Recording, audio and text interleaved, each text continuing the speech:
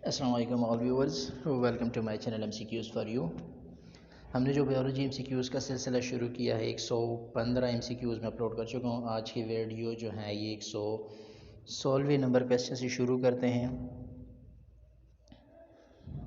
Question number 116 116 question में ये पूछ रहे कि if a man having blood group AB marries a woman who is heterozygous for a blood group, what is the probability of the first child having blood group B। अगर कोई ऐसा आदमी A B जिसका blood group A B हो, ऐसे women से शादी कर लेता है कि जो हेट्रोजाइगोस मीन कि जिसमें ए और बी दोनों पाई जाती है, ऊपर एक डोमिनेंट हो एक रिसेसिव हो, तो अगर वो उसके साथ शादी करे तो पहला चाइल्ड जिसका ब्लड ग्रुप बी होना चाहिए, इसके कितने परसेंट प्रोबेबिलिटीज़ हैं। तो ज़ाहिर सी बात है अगर वो हेट्रोजाइगोस हैं तो इसमें भी ए बी ऑलरेडी मौजूद है, तो या ए हो सकता है या बी हो सकता है, तो इसके 50% चांसेस हो सकते हैं। Option C is the correct option.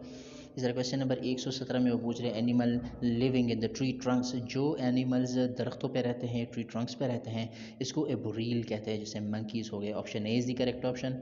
Question number 118 में वो पूछ रहे हैं who discovered the peptic ulcer causing bacteria H pylori. H pylori जो है ये किस्म के बैक्टीरिया हैं, जब स्टोमक को कैंसर लग जाती है इसको हम पेप्टिक अल्सर कहते हैं, और ये बैक्टीरिया क्रिएट होना शुरू हो जाते हैं। तो ये सबसे पहले doctor Barry Marshall and doctor Robin Warren, option C is the correct option, इन्होंने सबसे पहले डिस्कवर किया था। क्वेश्चन नंबर 119 में ये पूछ रहे हैं which of the following endoplasmic reticulum has no ribosomes, तो smooth option A is the correct. इस पर राइबोसोम्स नहीं होती, स्मूथ इंटोप्लाज्मिक रेटिकुलम कहलाता है।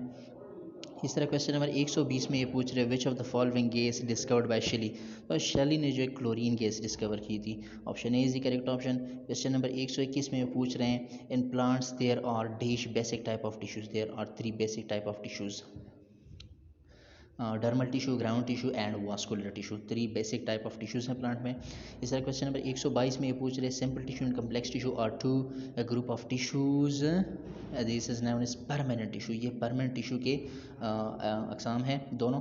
सिंपल टिश्यू जो है ये वो है कि जो एक फंक्शन के लिए होते हैं, एक टाइप ऑफ सेल पे मुश्तमिल होता है, जबकि कम्प्लेक्स टिश्यूज़ जो होते हैं ये बहुत सारे सेल्स पे मुश्तमिल होते हैं, डिफरेंट कम्बिनेशन होते हैं डिफरेंट टाइप्स ऑफ सेल्स के।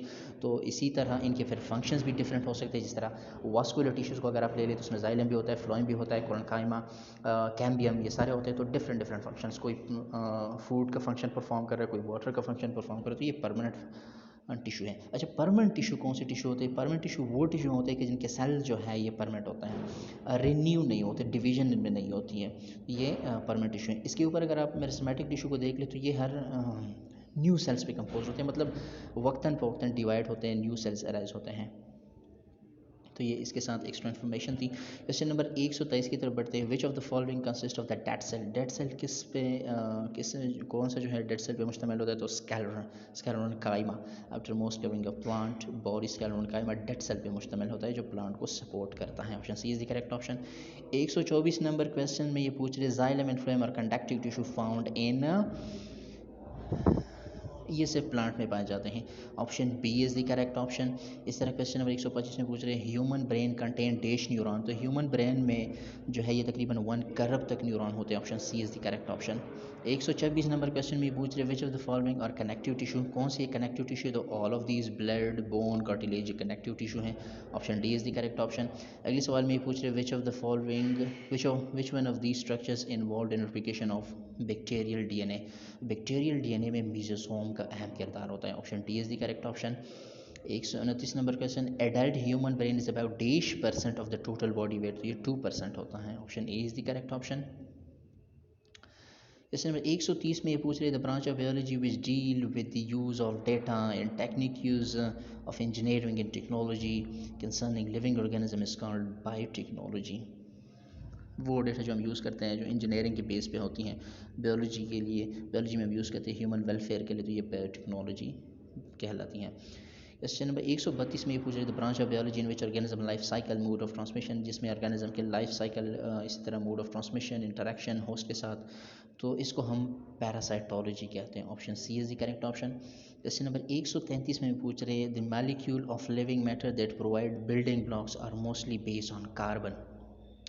कोई भी लिविंग थिंग्स हो उसका ज़्यादातर बिल्डिंग ब्लॉक मटेरियल जो होता है वो कार्बन मुश्तमिल होता है।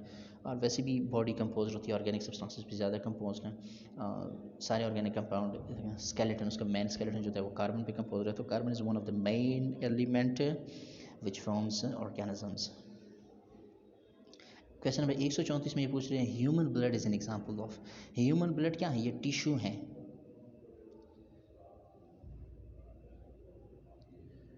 अच्छा जी, क्वेश्चन की तरफ वापस जाते हैं। क्वेश्चन था, क्वेश्चन नंबर कहाँ को हो गया है ये?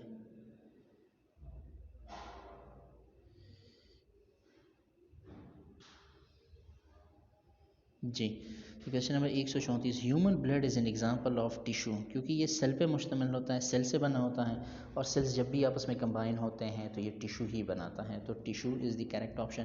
क्वेश्चन नंबर 135 में ये पूछ रहे हैं with different chemical arrangement information, chemical arrangement उसकी डिफरेंट होती है, इन्फॉर्मेशन भी उनकी डिफरेंट होती है ऑफ कम्प्लेक्स मालिक्यूल, लेकिन मालिक्यूल बनाते हैं, कम्प्लेक्स मालिक्यूल बनाते हैं। The life emerges on the level of the cell, तो ये सेल से इसकी शुरुआत होती है, option A is the correct option. Question number 136 में पूछ रहे हैं कि ऑर्गेनील्स, और तो ऑर्गेनील जो है ये सब सेलुलर स्ट्रक्चर है, एक सेलुलर होता है, ये सब इस सेल के अंदर पाए जाते हैं, subcellular structure, option C is the correct option. Question number 137 में पूछ रहे functional unit of DNA is gene. Gene जो है ये डीएनए का फंक्शनल यूनिट है। यहाँ पे अगर न्यूक्लियोटाइड होता तो न्यूक्लियोटाइड पर बेस्ट ऑप्शन होता, लेकिन न्यूक्लियोटाइड ऑप्शन है नहीं, तो जीन पे कर लें, option B is the correct option. Question number 138 में ये पूछ रहे various tissue types combine to make organ. Tissue आपस में कंबाइन होते हैं तो ये ऑर्गन बनाता है। क्वेश्चन नंबर 139 टू और more population of different species, मुख्तलिफ स्पीशीज़ मुख्तलिफ पॉपुलेशन आपस में इकट्ठे होकर एक जगह रहते हैं, इसको हम कम्यूनिटी कहते हैं, option B is the correct option. Question number 140 में पूछ रहे the group of similar cells that perform a specific function is called tissue. बार बार ये क्वेश्चन रिपीट हो रहा है, option B is the correct option. 141 में ये पूछ रहे which of the following organ is responsible for body metabolism. और लीवर का अहम किरदार होता है बॉडी मेटाबॉलिज्म में, डाइजेशन में। लीवर का अपना एक बॉयल होता है जो डाइजेशन में हेल्प करता है। क्वेश्चन नंबर 143 में पूछ रहे the part of the brain that connects the two hemisphere of the brain is called corpus callosum, option A is the correct option. इस तरह क्वेश्चन नंबर 144 में पूछ रहे हैं कि in which phase of cell cycle cell organelles are form. Cell के जो organelles है ये किस फेज में बनते हैं, तो G2 फेज में बनते हैं, ये option C is the correct option. इस तरह question number 145 vacuoles are fluid filled sacs surrounded by a membrane called thenoplast। Vacuoles के इर्द गिर्द जो मेम्ब्रेन होता है इसको थीनोप्लास्ट कहते हैं, option A is the correct option. Question number 146 में ये पूछ रहे हैं during the process of cell division which of the following divides first. Cell division के दौरान सबसे पहले न्यूक्लियस डिवाइड होता है, option D is the correct option. Question number 147 में पूछ रहे which of the following manufacturers carbohydrates by the process of photosynthesis. तो ये क्लोरोप्लास्ट में बनता है, फोटोसिंथेसिस क्लोरोप्लास्ट में होती है, option A is the correct option. Question number 148 में ये पूछ रहे which of the following is called protein synthesis machine. तो ये राइबोसोम है, राइबोसोम के ऊपर प्रोटीन्स बनते हैं, ribosome is the correct option.